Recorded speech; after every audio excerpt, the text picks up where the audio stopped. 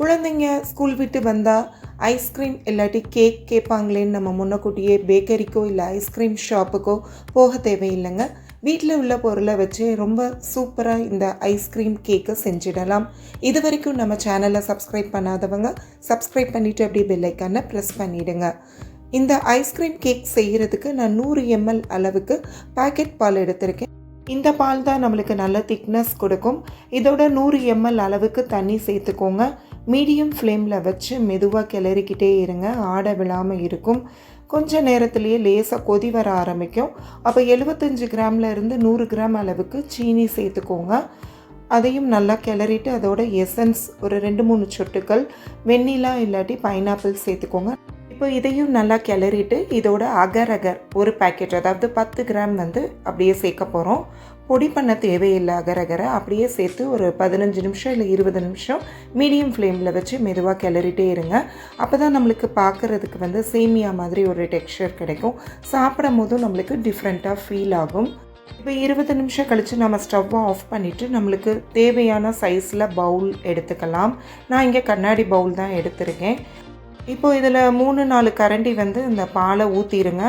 ஊற்றிட்டு நான் டெக்கரேட் பண்ண போகிறேன். கொஞ்சம் சாக்லேட்ஸ் பிஸ்கட்ஸ் வச்சு குழந்தைங்களுக்கு பிடிச்ச மாதிரி டெக்கரேட் பண்ண போகிறேன். ஸோ நான் ஷார்ட்ஸ் கொஞ்சம் போட்டுட்டு உங்களுக்கு எந்த பிஸ்கெட் வேணுமோ அந்த பிஸ்கெட்டை நல்லா தாராளமாக நிறையாவே நீங்கள் உடச்சி போட்டுக்கலாம். இப்போ தான் குழந்தைகள் சாப்பிடும் போது டேஸ்ட்டாக ஃபீல் பண்ணுவாங்க. இப்போ நாம் பிஸ்கட்ஸ் போட்டுட்டு ஒரு 10 நிமிஷம் ஃப்ரீசரில் வச்சு எடுத்துடலாம். ஏன்னா அடுத்த லேயர் ஊற்றும் போது நம்மளுக்கு இந்த சாக்லேட்ஸ் பிஸ்கட்ஸ்லாம் டிஸ்டர்ப் ஆகாமல் இருக்கணும். ஸோ இப்போ 10 நிமிஷம் ஃப்ரீசரில் வச்சு எடுத்ததுக்கப்புறம் திரும்ப ஒரு 2-3 கரண்டி நான் அந்த பாலை ஊற்றிக்கிறேன். ஊற்றிட்டு அதே மாதிரி நான் கொஞ்சம் ஷார்ட்ஸு பிஸ்கட்ஸ் எல்லாமே சேர்த்துக்கிறேன். இப்போ நான் கொஞ்சம் ஜெம்ஸ் கூட சேர்த்துக்கலான்ட்டு இருக்கேன்.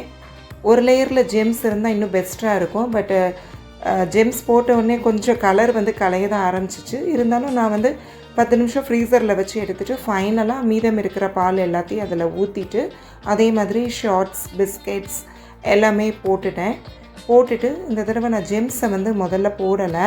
அதுக்கு பதிலாக வேஃபர்ஸை அதில் வச்சுட்டேன். அப்புறம் 10-15 நிமிஷம் ஃப்ரீசரில் வச்சு எடுத்ததுக்கு அப்புறம் நான் ஜெம்ஸை அதில் லேஸாக ப்ரெஸ் பண்ணி பதிச்சு வச்சுக்கிட்டேன். அப்போ தான் நம்மளுக்கு கலரும் கொஞ்சம் கலையாமல் இருந்தது. ஸோ இந்த மாதிரி உங்களுக்கு தேவையான மாதிரி டெக்கரேட் பண்ணிக்கோங்க. பண்ணிவிட்டு ஃப்ரீசரில் கரெக்டாக 2லேருந்து 2.5 மணி நேரம் மட்டும் வச்சு எடுங்க.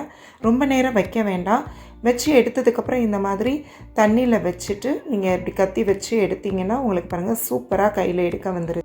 நம்ம குழந்தைகளை அட்மையர் பண்ணுறதுக்காக கொஞ்சம் சாக்லேட்ஸ் தான் சேர்த்துருக்கோமே தவிர்த்து மற்றபடி எந்த ஒரு ஆர்டிஃபிஷியலான பொருளுமே இதில் சேர்க்கலை.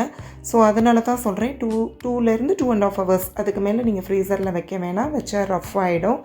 ஸோ இந்த டைமில் நீங்கள் எடுத்து கொடுத்தீங்கன்னா குழந்தைகள் ரொம்ப விரும்பி சாப்பிடுவாங்க. சாப்பிட்றதுக்கு உங்களுக்கு இது கேக் மாதிரியும் இருக்கும், சில்லாக இருக்கனால ஐஸ்கிரீம் மாதிரியும் இருக்கும். ஸோ இந்த வித்தியாசமான ஐஸ்கிரீம் கேக் ரெசிபிக்கு ஆதிரா ஜங்ஷனை லைக் பண்ணுங்கள், ஷேர் பண்ணுங்கள், சப்ஸ்கிரைப் பண்ணுங்கள். அப்படியே கமெண்ட் பாக்ஸில் கமெண்ட் பண்ணுங்கள். நம்ம முதல்ல போட்ட அகரும் பாருங்கள் எப்படி இருக்குது. ஸோ மீண்டும் ஒரு ரெசிபியோடு சந்திப்போம்.